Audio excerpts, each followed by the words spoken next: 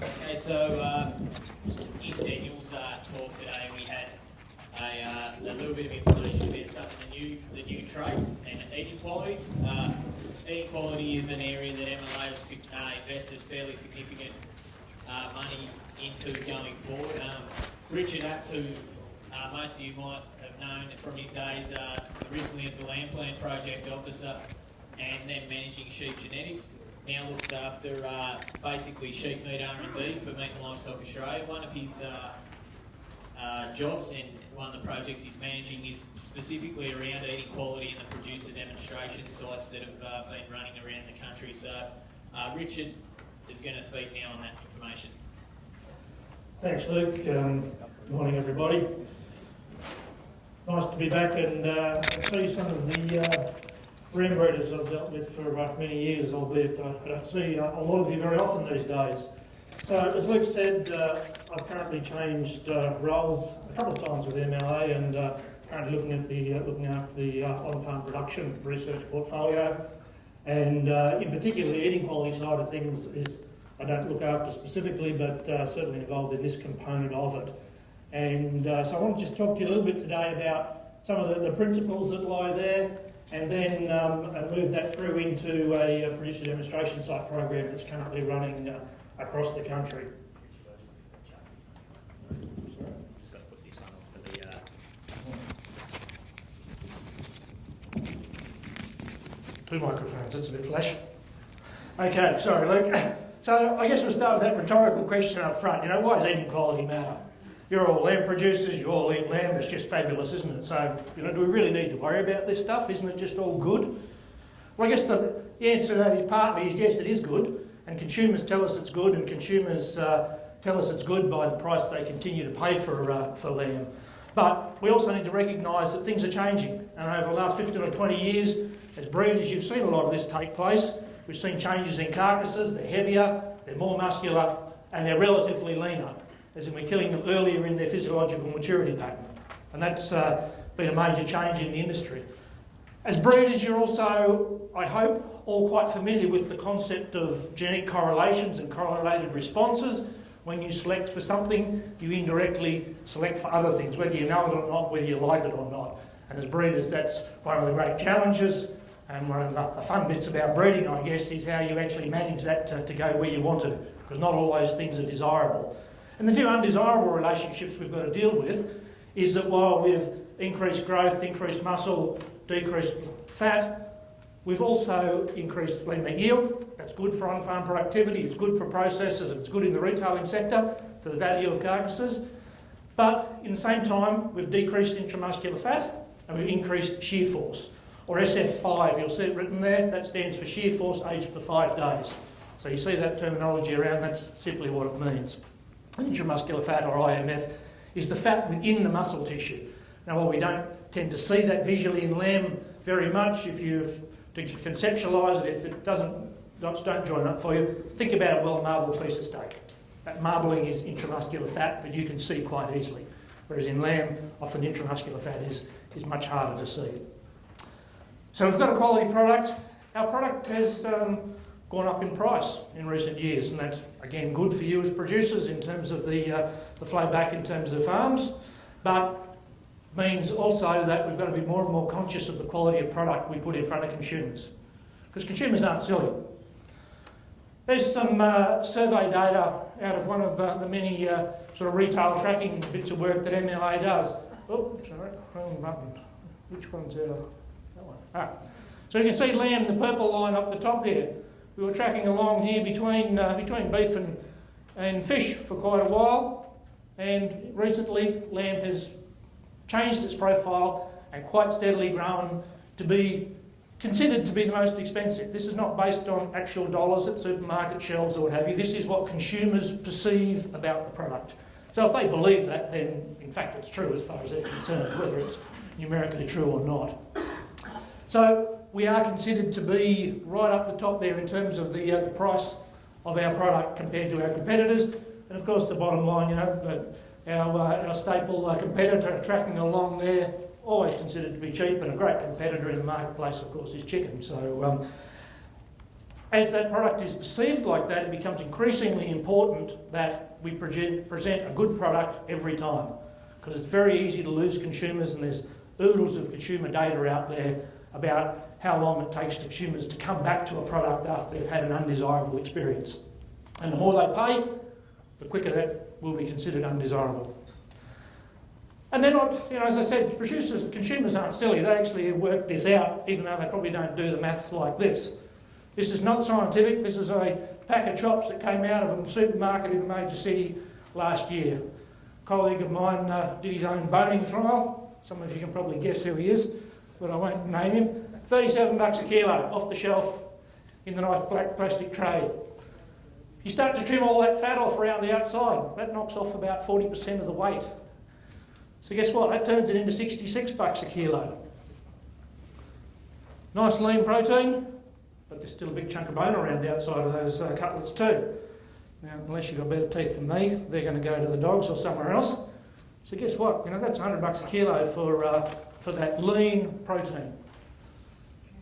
Fortunately, I hope not many consumers actually do the maths in this manner, but it's something just that's maybe an extreme example. This one I want to use to you, that we need to be very conscious of the quality of our product, because while consumers perceive that it's expensive, in fact, if we do some basic maths on some of the cuts at least, it is relative to our competitors. Going back to genetics, I'm not going to delve much into here because there's many people going to say a lot more about it that know a lot more about it than me. But for the terminal sire breeders in the audience, this is pretty everyday fodder for you. You'll recognise this. The green bars, post-weaning weight steadily increasing over the years. The red line, eye muscle depth, steadily going up, increasing growth, increasing muscularity. And the blue line, fat, steadily tracking down until we got to about 2008, and then it really flattened out. And as many discussions have been had with many people in this room and elsewhere about animals getting lean enough from adduction capacity, finishing capacity, and so forth. So what this also has been driving is our trend in lean meat yield. So again, that's the trend from lean meat yield coming back to 2001. It's tracking up, nice steady trend line, and it looks pretty steep, but it's a fairly small scale, so don't over-emphasise the steepness of that graph, but very, very consistent across the years. It's been driven by that change in growth fat and muscle, and particularly the fat component of that. So if we'd continued on, lean meat yield would be higher than what it is now. But remember that flattening in fat in 2008, and we've seen that taper off. It's kicked up a little bit in last year, but that's a response in terms of how industry's responded to the type of sheep that are being produced and the fit for market, fitness for the environment. Going back to that relationship with lean meat yield. Now, lean meat yield is important to us. It's important for on-farm productivity.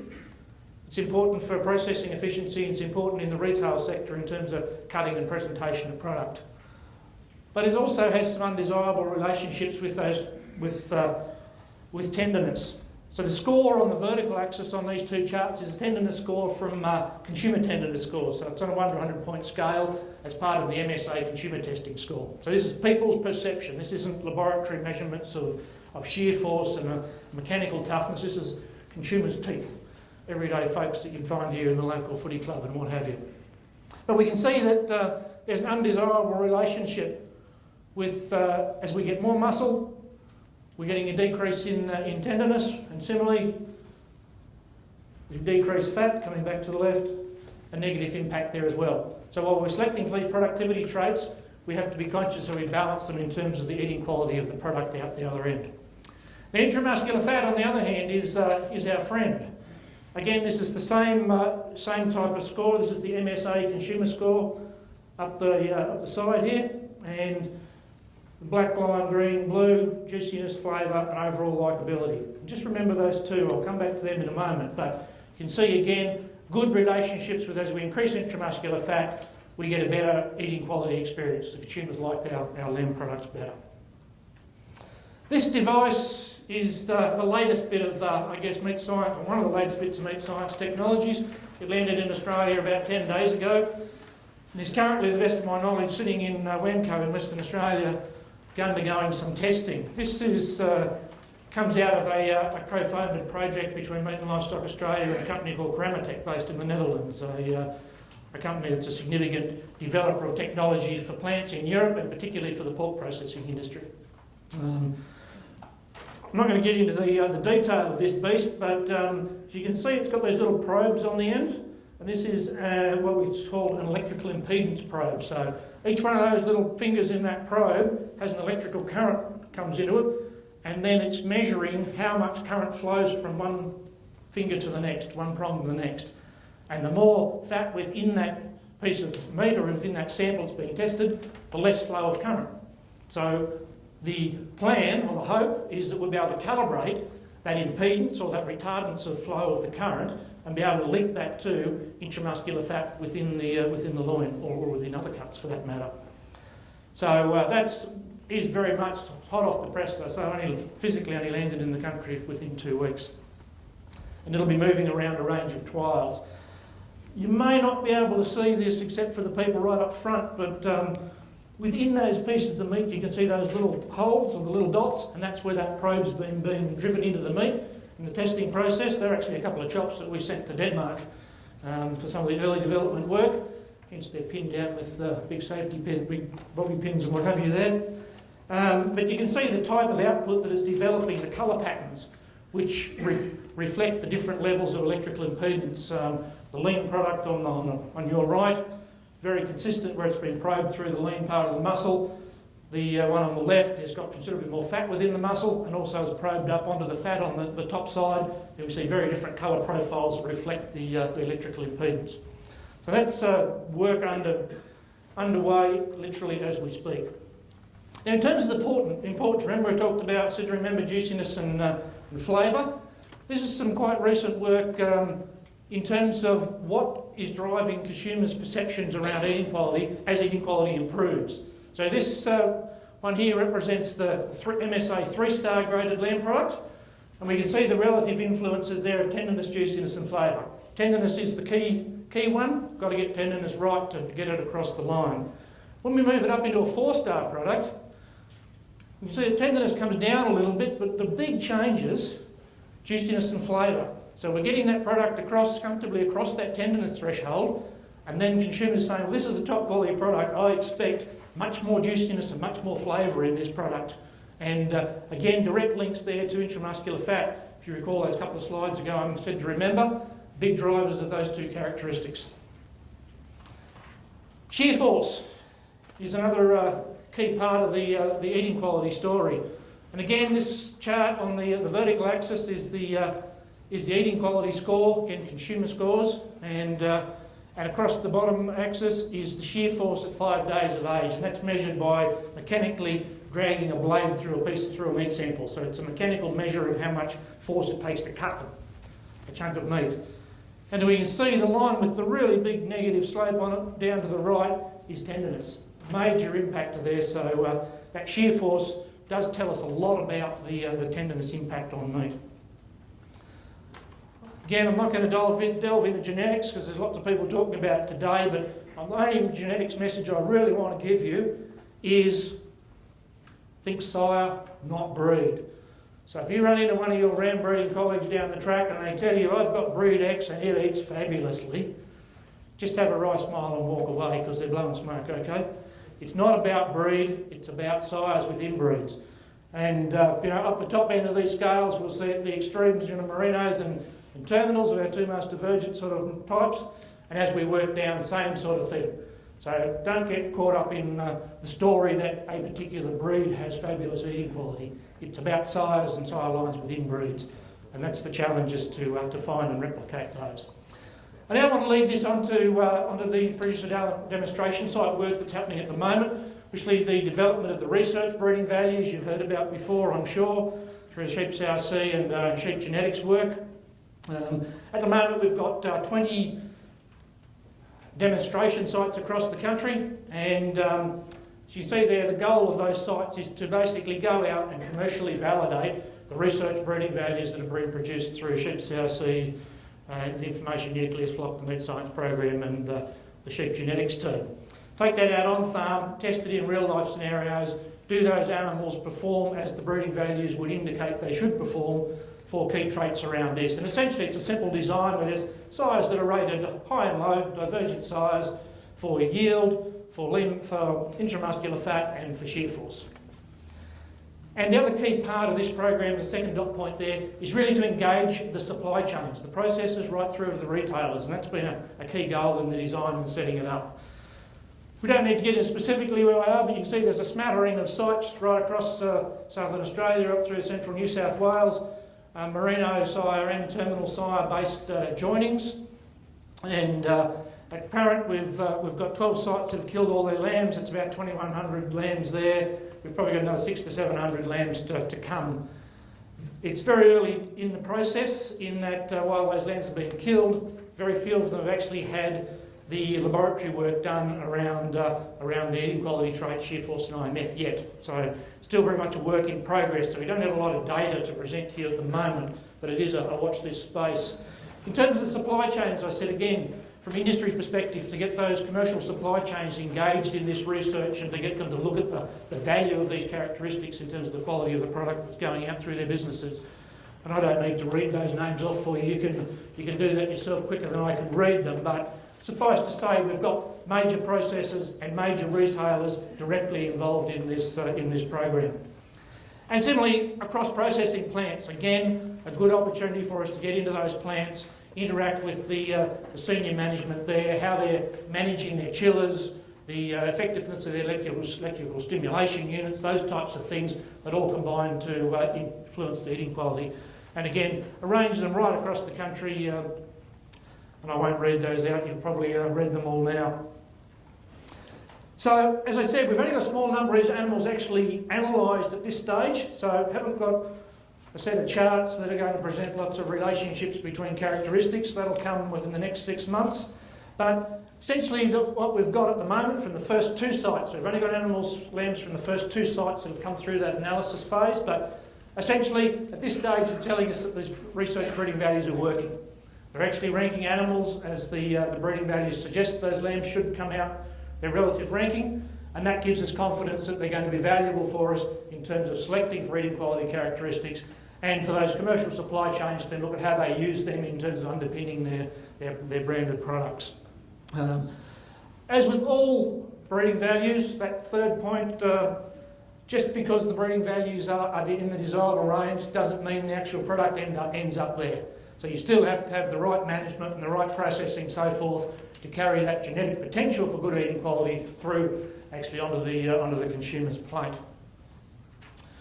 We've been taking that initial set of data that's been generated there, and stressing again it is initial, pulling it through this beast. This is the land value calculator, which you'll never have seen, I suspect. I'm not going to show you how it works, but every one of those little squares represents an input function where you can put in carcass characteristics, a whole bunch of things around how the abattoir is boning and cutting, to what degree of fabrication's in there. It can take specific cost structures for individual businesses, put it in there, and essentially calculate through some estimated profits and let the processing industry and the retail industry look at how they can use different carcasses to capture the most value. So putting some generic type components into that calculator with some of the early information, this is the sort of numbers that we're starting to generate. So in terms of the value of lean meat yield, in the heavyweight end of the carcasses, probably about $1.40 per 1% of increase in lean meat yield, about $1.14 for the lighter end of the carcasses, in terms of what value that's putting in as estimated by that calculator. Similarly, it's also reinforced the need for us to be able to select for intramuscular fat independently of just putting more fat on animals. Now, we can push intramuscular fat up by just simply making our lambs fatter. That does work. But again, it's very inefficient in on-farm production because you burn a lot of feed. It takes about 4 times as much feed to put on a kilo of fat as it does to put on a kilo of muscle. So very inefficient to do it on-farm that way. It's inefficient in the processing sector because they're paying you $4 or $5 a kilo for that fat, and then they're spending money to cut it off and they're getting 20-30 cents back for rendering. So it's inefficient there. It's obviously inefficient through the retailing sector in terms of extra trimming and preparation to present that product. So we do need to be able to do these things independently. And again, the story varies a bit between carcass weights. But those heavier end of the carcasses, an extra fat score or extra 5 mils of GR, tissue depth on the ribs, you're all familiar with that I trust, takes about $1.30 in profit off that carcass and about 90 cents on the lighter weight carcasses. But interestingly, the scale of that impact is greater as you move up through the fatness range. So going from a 4 to 5 has a bigger negative impact than going from a 3 to a 4 and so forth. So really important we're able to separate these things in terms of the efficiencies at various points in industry. So the final message for you folks, and there'll be a lot of talk about tools and what have you, from breeding tools over the day, the things that you've got to think about how to manage in the future. There are these relationships between lean meat yield and intramuscular fat. It's a negative relationship and it's undesirable. So more lean meat yield, less intramuscular fat. Lean meat yield and shear force. Positive relationship there genetically, but it's still undesirable. So don't get caught up with negative and positive is completely unrelated to whether it's desirable or undesirable. Negative and positive is just the direction of relationship. So in that case, more lean meat yield, more shear force. Undesirable. Got to manage that. Intramuscular fat is certainly our friend. Relative to shear force, highly negative relationship. That's great. We can select for one, we can drive the other one down. And GR fat versus IMF, I'll put it in the red box there. Undesirable because we should not be trying to manage intramuscular fat in our end product by simply putting more GR fat on. Very inefficient way to do it at multiple points in the supply chain. So I'll leave you with those thoughts, and hopefully the other speakers will be addressing selection technologies and genomics in much more detail later in the day in terms of tools that are coming your way to work on these things. Thanks, Luke. Thank you. Mr. Danny and Barry. Yeah, Richard, I'm interested in your analysis of the fat, because at the LAMX last year there was a presentation done there showing the influence of fat on fertility of ewes at a lot of different weights, and that fat is necessary. And I think we can get obsessed with this lean meat yield and getting fat down, because there's more to running sheep than just the trot. Yeah, I'm very comfortable with that comment, Barry, and I think you're quite right. It's about, breeding is about balance, regardless of pretty much what sheep you're trying to breed, and you'll be trying to find a balance that works best across the economics side of things. So, at the extreme, we could just go and jam a heap of fat on our ewes, and we could jam a heap of fat on our lambs to push their IMF up. That wouldn't be a good thing to do. At the other extreme, of course, we can take all that fat out of the system, make our ewes really lean, make them less resilient to the environment, and have a negative impact on the eating quality of our lambs. So it's certainly about balance, I agree with you. So it's up to each breeder in that sense, and the client base they're working with, the type of ewes, the sort of nutrition they've got on their farm systems to find where that balance is. And I'm not going to stand here and tell you what the right number is, but the concept is very true, and I support you on that comment. Jeff Duddy. Jeff. Richard, the impedance probe, can that be used online, or does it have to be used on the cut face of the loin? No, it can be used online. That's where it's being tested at the moment. So it's the first thing that's been tested is for GR, and it looks like should do that very comfortably. We still struggle with GR in plants across the country, as I'm sure many of you know. So it's looking very positive in terms of being able to handle GR at line speed, but it doesn't need to be a cut surface because it's got those needles, I'll call them, for want of the proper name, that can drive into the tissue. And just another one, the shear force measurements are done at day 5, yes. Given that most lamb carcasses would be in butcher shops by day 2.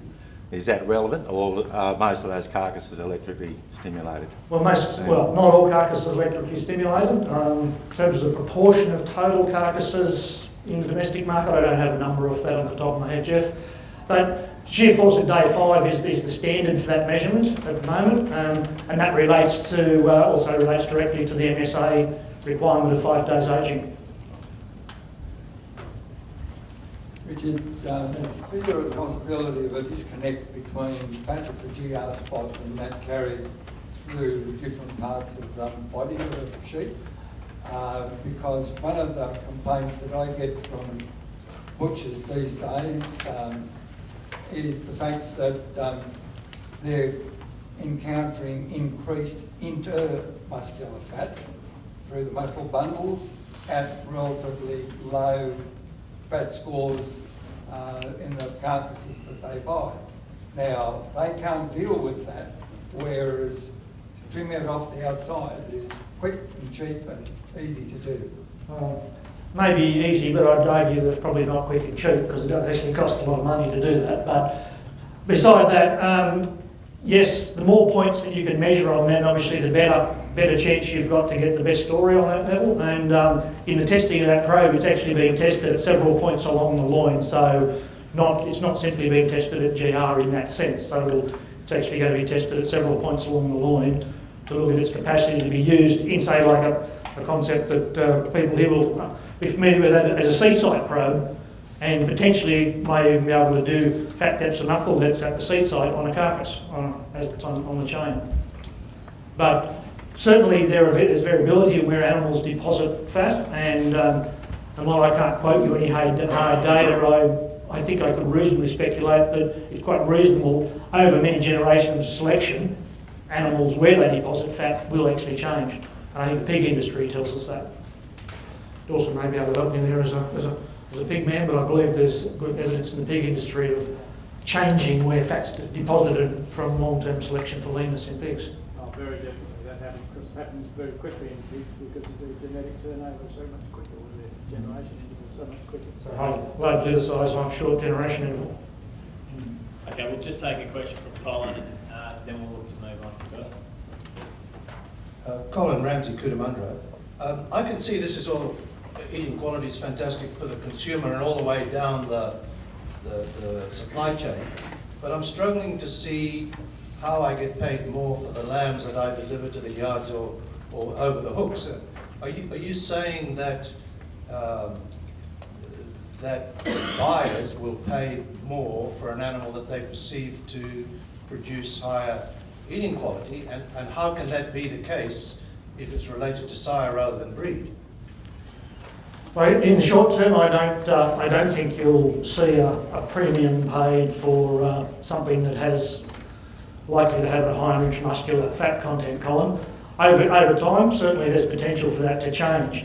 In terms of that whole supply chain, I think I would like to take you back to that couple of those very first slides, is that all the money comes from the consumer.